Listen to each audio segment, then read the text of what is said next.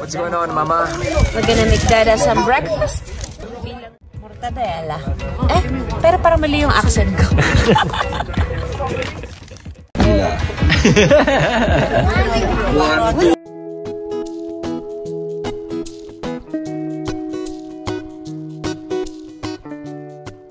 Hello and welcome to Celebrity Home.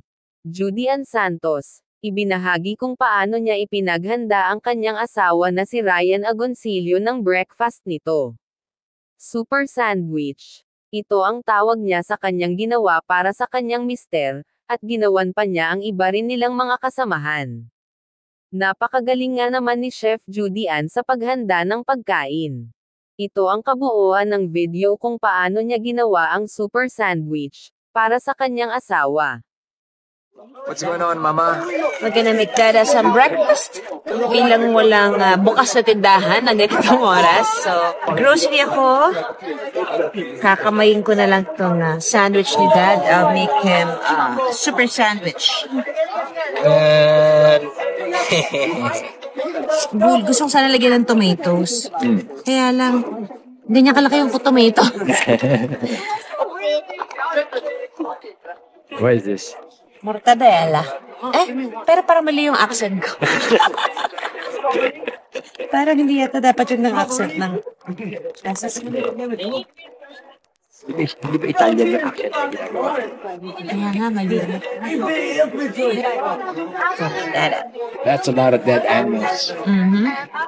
Jalapeno.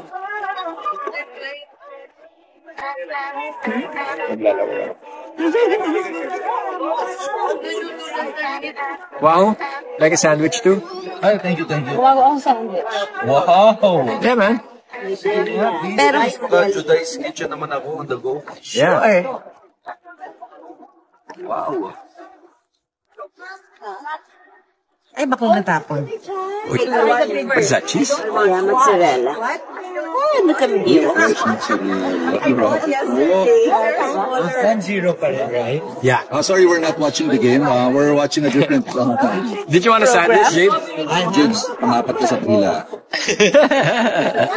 1, 2, 3. What dead animal is that? It says Iberico. That's yours. Get it. It's yours.